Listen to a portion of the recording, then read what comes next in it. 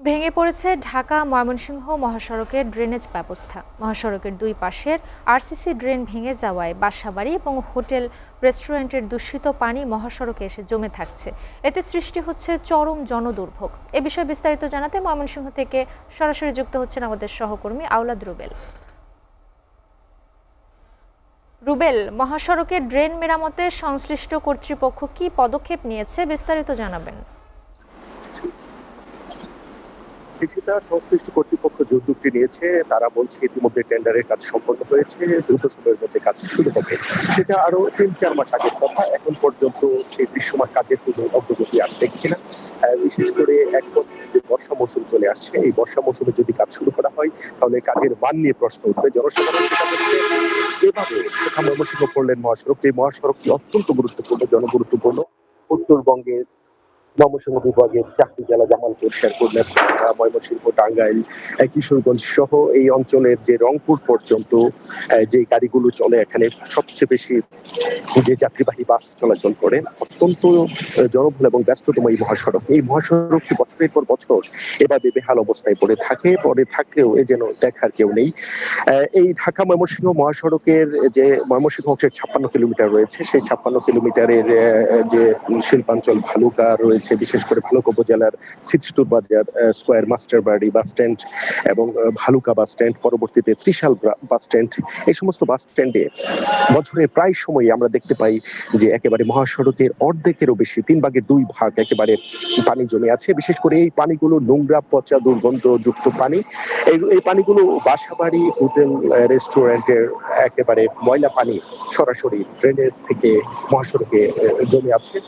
বিশেষ করে এই ড্রেনের উপরে যে আরসিসি ড্রেন করা হয়েছে রাস্তার দুপাশে, ঢাকা ময়মনসিংহ মহাসড়কের দুপাশে, আমি যদি একটু দেখাতে চাই, ঢাকা ময়মনসিংহ মহাসড়কের এই দুপাশে যে আরসিসি ড্রেন গুলো করা হয়েছে, এই আরসিসি ড্রেনের যে ড্রেনের উপরে সবসময় আমরা দেখতে পাই ভ্রাম্যমান বাজার বসে। এখানে ভ্রাম্যমান ব্যবসায়ীরা এই ড্রেনের উপরে তারা সারা বছর তারা তাদের ব্যবসা পরিচালনা করে। পাশাপাশি এখানে যে ড্রেনের উপরে বিভিন্ন গাড়ি পার্কিং আমি দেখতে পারি, অবৈধ গাড়ি পার্কিং আমরা দেখতে পাই, যেখানে মালবাহী ট্রাক, বাস, পিকআপ, লরি, এগুলোও কিন্তু ড্রেনের উপরে রাখা হচ্ছে। প্রশাসনের কোনো তদারকি নেই, নজরদারি নেই। এর ফলে কিন্তু এই যে ড্রেনগুলো আছে, ড্রেনগুলো ভেঙে যাচ্ছে এবং ড্রেন ভেঙে যাওয়ার ফলে ড্রেন দিয়ে যে পানিগুলো নির্গত হয়, বিশেষ করে বাসাবাড়ি, পাশের যে হোটেল রেস্টুরেন্ট আছে, বাসাবাড়ি আছে, সেই বাসাবাড়ির একেবারে টয়লেটের পানি পর্যন্ত এই মহাসড়কে গড়িয়ে পড়ছে। আপনি যদি দেখেন এই ঢাকা ময়মনসিংহ মহাসড়কের একেবারে 3/2 এখন বিভিন্ন জায়গায় এভাবে কিন্তু একেবারে পানিতে ভেসে আছে, পানি জমে আছে। এখানে ময়লা পানি একেবারে স্তূপ আকারে জমে আছে এবং এখানে এই ময়লা পানির জন্য এগুলো কিন্তু একেবারে টয়লেটের পানি। এখানে এখানে বাথরুম, টয়লেট, হোটেল, রেস্টুরেন্ট যে ময়লা পানি সব ছেড়ে দেওয়া হয়েছে এবং এখানে জমে একটা পচা দুর্গন্ধ একটা পরিস্থিতির সৃষ্টি হয়েছে। এখানে মশা মাছির উপদ্রবে আশপাশে যারা ব্যবসায়ী আছে, যারা পরিবার পরিজন নিয়ে এই অঞ্চলে বসবাস করে, তাদের দুর্ভোগের যেন অন্ত নেই।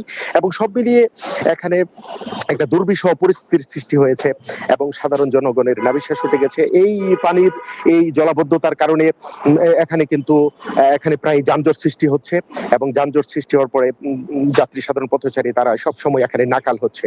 তো এই শীতা এখানে ময়মনসিংহবাসী, এই অঞ্চলে যাতায়াতকারী যাত্রী সাধারণ তারা প্রত্যাশা করছে সড়ক ও জনপথ বিভাগ এবং সংশ্লিষ্ট দপ্তর দ্রুত এই ড্রেনগুলো মেরামত করে মহাসড়ক যাত্রা নির্বিঘ্ন করবে, নিরাপদে মানুষ তাদের বাড়ি ফিরবে এবং আশপাশের যারা বাসা বাড়িতে আছে এবং ব্যবসা বাণিজ্য করছে তারা তাদের সুষ্ঠু সুন্দরভাবে ব্যবসা পরিচালনা করতে পারবে। এটা এখন ময়মনসিংহবাসী তথা এই ময়মনসিংহ অঞ্চলের ঢাকা ময়মনসিংহ মহাসড়কের যাত্রী সাধারণ সেটাই প্রত্যাশা করছে। ইতিশা, এই ছিল আমার কাছে ময়মনসিংহ থেকে ঢাকা ময়মনসিংহ মহাসড়কের ড্রেনেজ ব্যবস্থার দুর্ভোগ নিয়ে সর্বশেষ। রুবেল, আপনাকে ধন্যবাদ।